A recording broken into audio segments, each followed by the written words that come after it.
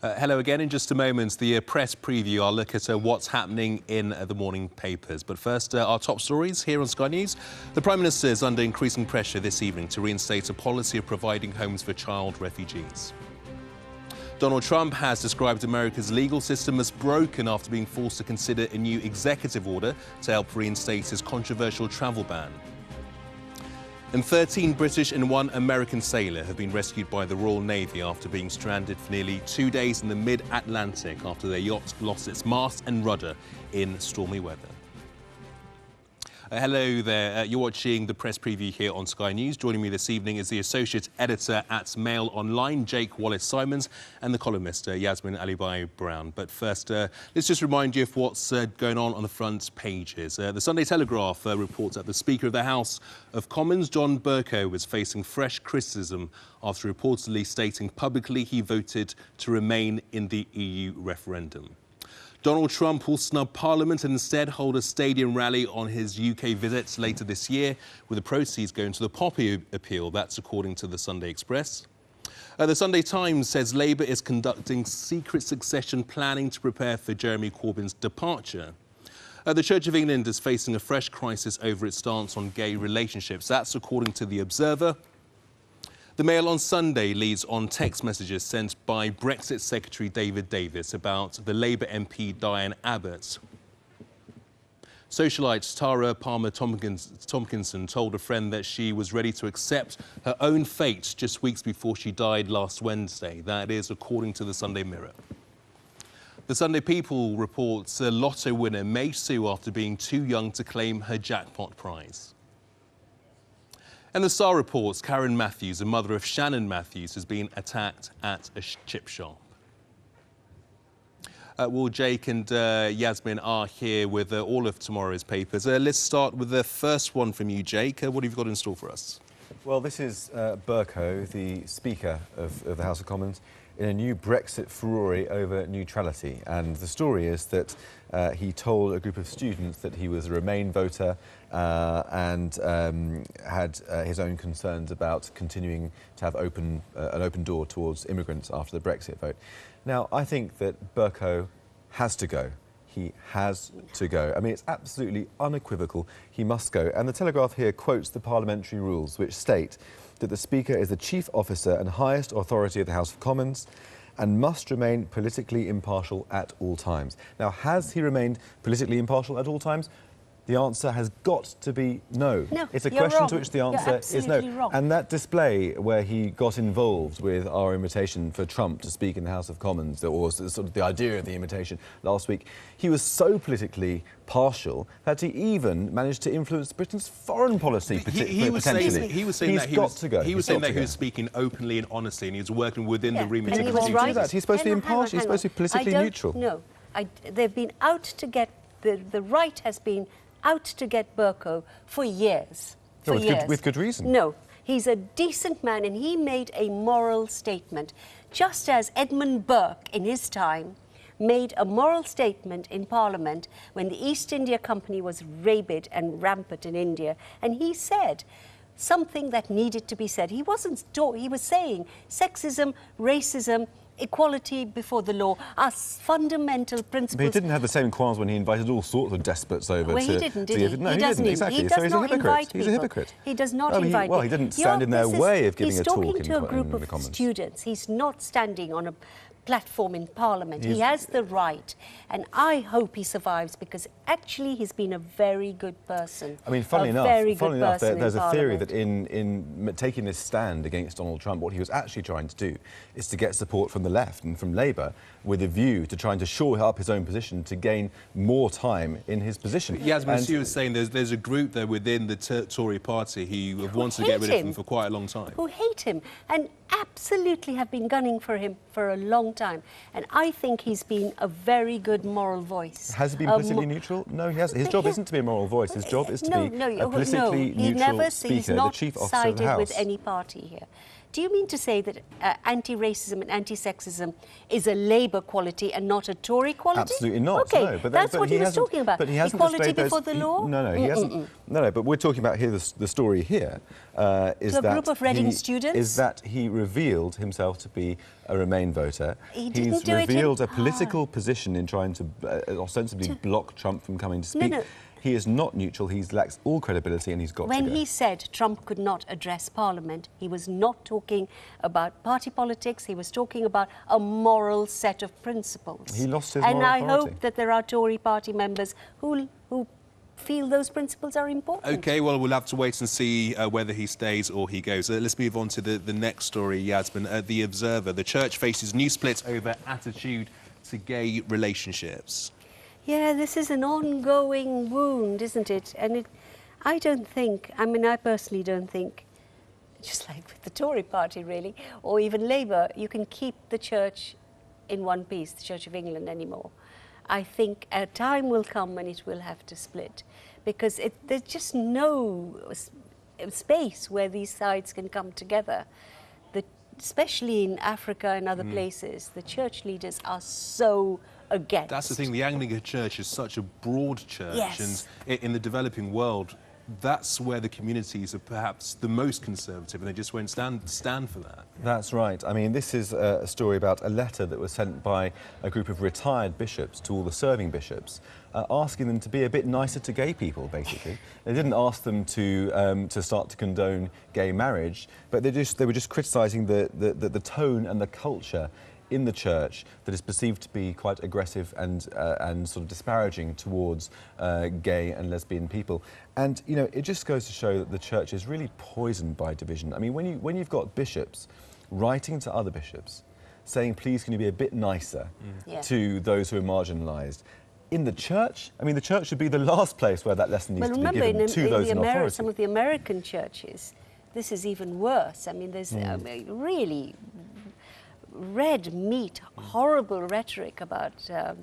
I think it just needs to be, the church needs to be unified, really, one way or the other, and with the synod coming up. Or split, actually. I guess the progressives within the church will know that if they don't move on, they're going to be left behind, and the younger generation are going to be saying, forget about this, I'm going to move away from the Anglican Church. Well, I think don't all know. faiths are going through this. You have a progressive side and a very ultra-conservative, and you see it in Judaism, you see it in Islam, you see it in Christianity, and in a way, it's like a bad marriage. You shouldn't hang in there because you have to. I think a split may not be a very bad thing. But also, in a way, it's a fight for the future of faith, isn't it? In that, does the future belong with a resurgent conservatism, or does it belong with the forces of progressive ideals?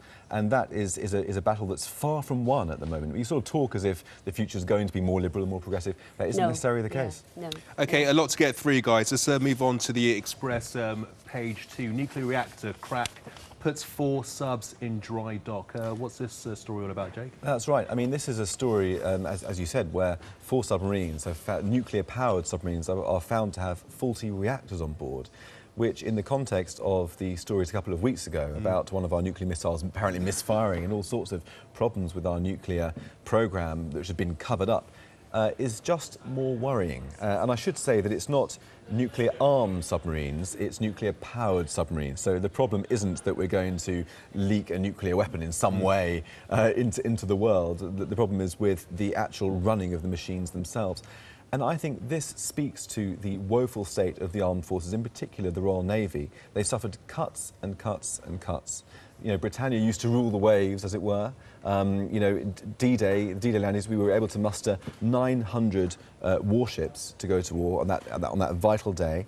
1982, we had 115. Now we've got 89. 89, and half of those at any time are in dry dock being serviced or undergoing training. We've lost 10,000 sailors since the year 2000. Is the money there?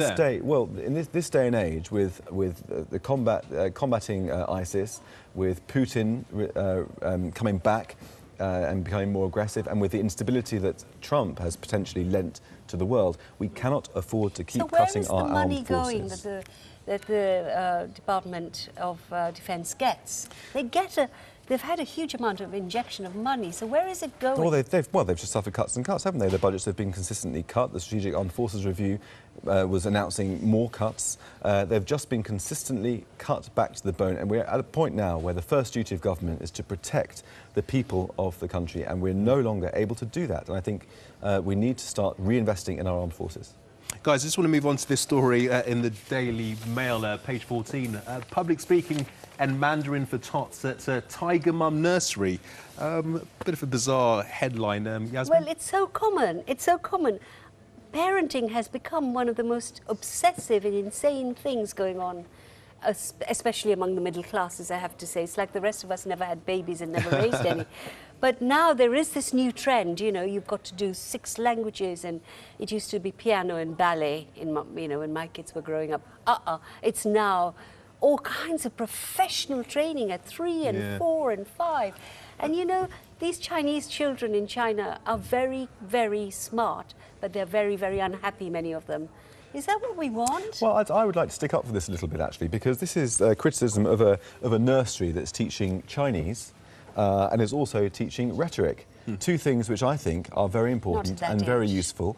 I mean, I can speak a little bit of Chinese, actually, from my past, and I found it to be actually a language that's easy to learn. But, Jake, what is wrong with kids being kids and doing, running around in the park? They're still going to be kids. But I tell you what, you know, learning a language is one of the best things for your brain when you're at a young age. Language and music. And also rhetoric. Rhetoric used to be one of the pillars of education, you know, from the Greek times, for many, many centuries. Only recently that it's been dropped as a discrete subject in its own right.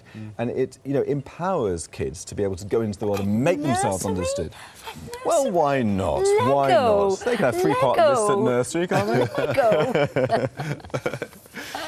they? OK, Yasmin and Jake, we've got lots more coming up in the next few minutes. Stay with us on Sky News. Lots more papers and more of the top stories in a few moments' time. Hello there, welcome back. Jake and Yasmin are still here with a press preview. Yasmin, let's move on to this story that's in the Daily Mail. If we ever needed another reminder for how brutal Islamic State is. Well, it's about textbooks in English that are being allegedly published and used for very young children, about lessons in weapons, and the women are all completely veiled, and for some reason there's a watermelon above a gun, and according to Quilliam, which is a think tank or de-radicalization think tank, they say this is indoctrination of children in a kind of very carefully managed 3-phase stage. They get to children, they teach them the vocabulary in English, and then they get them in terms of ideology, who they are, their identity, and what they must do. So it's quite scary, really. And that it's in English, it's reaching out to people in the West. There's a method to the madness, isn't it? This is clearly thought through. That's right. I mean, like you say, it's in English, so it's specifically targeted at children from the West with English as their native language. That's the first item of concern. And it's interesting how it shows how, first of all, they normalise violence, then they expose them to footage of beheadings and things to sort of accustomise them to that sort of brutality. And finally, they take physical training classes and are sort of groomed, I suppose, to become jihadis. And the interesting thing that stands out for me about this story is that it isn't just the Islamic State that's doing this. I mean, most famously, the example, I think, is in the Palestinian territories. The Palestinian Authority has been found to be using textbooks similar to this, actually, where you can walk on the streets and see portraits of suicide bombers, where schools and mosques and universities and parks are named after terrorists, where terrorist actions are celebrated. Well, and this sort of incitement takes place. Well, how is it different? Well, no, because the Palestinian issue is a political issue, and of course some of this is going on, but that is a different story from the normalization of really quite extremist radicalization. Well, no, I think that if you're preaching, the Palestinians are fighting for their rights. If you're praising suicide bombers and you're celebrating attacks on... No, not you, but if people in the authorities in Palestine are doing that and are celebrating attacks on civilians and preaching it to children, that's identical, isn't it, to the Islamic State? I don't think you should. I mean, the Palestinian-Israeli issue is such a complicated issue, and both sides... Well, terrorism is terrorism. No. It is a complicated issue. It's not part of this. This is different. This is actually about them and us, the West and us, and getting to children at that age where they're very impressionable. And I find this quite worrying, actually. I didn't know about it. I want to kind of go and look at it again and see what's going on. OK, guys, let's move on. Time is always against us. The Star, page 6, winter freeze kills every 4 minutes. The NHS is under so much pressure. We're hearing this time and time again. Health Secretary's admitted it. The Prime Minister has admitted it. So, I mean, where do we go from here as a country? But this is also different because I think when it's got as cold as it has done, which we don't often get, periods, I do worry because we've got many more homeless people now sleeping in the streets. And many of them must surely die. And older people who can't afford to heat their homes or feel that they can't heat their homes, although they get a winter heating allowance. I didn't know the figures were this high. Apparently, the winter freeze kills every 4 minutes. And I think that's really terrible. There's going to be so many people who'll be saying, I mean, this is a first world country. This is Britain, for goodness sake. Why is this happening? Well, I think part of the reason has got to be that the NHS is so stretched at the moment and is finding it so hard to cope. I mean, my brother was an NHS accident and emergency nurse until very recently when he emigrated to the States. And he would tell me the most hair-raising stories about people on trolleys and, you know, queues of ambulances unable to load people, to unload casualties into A&E because there aren't enough beds.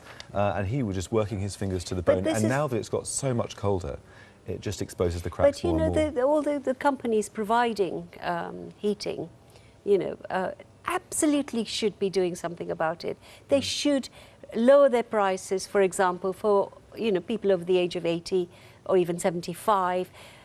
They too have a responsibility. Well, you had Scottish Power yesterday announcing that they're hiking their prices. British Gas saying it's staying the same. I know. It's frankly unbelievable. OK, let's move on to the Express. Jake, I know you wanted to talk about Mr and Mrs Clooney. Well, this is the extraordinary news that George Clooney is considering a run for president. Now, my first reaction was stranger things have happened, and I realised stranger things are happening. But I think that you know, in a way, for me, this just shows how lost the Democrats are in the United States. There is absolutely no way that George Clooney is going to be elected president of the United States. Hang on a minute. That's not what they said about Mr. That's what they said about Mr. Trump. But now, you know, now having seen the reasons why Trump was elected, it's because he was able to speak to voters who feel disenfranchised. He was able to ride that wave of populism. Now, George Clooney is a symbol of the Hollywood elite, perceived by the Rust Belt workers as being out of... That's an entirely different age. And I just think... I sort of feel I'm going to eat my words at some point. But nevertheless, I'm confident there's no way he's going to get in. Yasmin, just very quickly, I mean, can he not connect with the young, disenfranchised liberals? Absolutely he can. And he has been an activist. And he's so handsome that he's surely going to pull votes. Ronald Reagan, actor. Absolutely. Ronald Reagan, absolutely, of course. But I just think that in this day and age, you know, you need to have somebody who is going to have that populist, if you like, appeal. Bernie Sanders almost had it. Perhaps if he'd have beaten Hillary, he might have, you know, taken the fight to Trump a bit more. I just don't see Clooney having it. Well. OK, Yasmin, Jacob, many thanks indeed for coming in this evening. Let's have a look at the weather now on Sky News.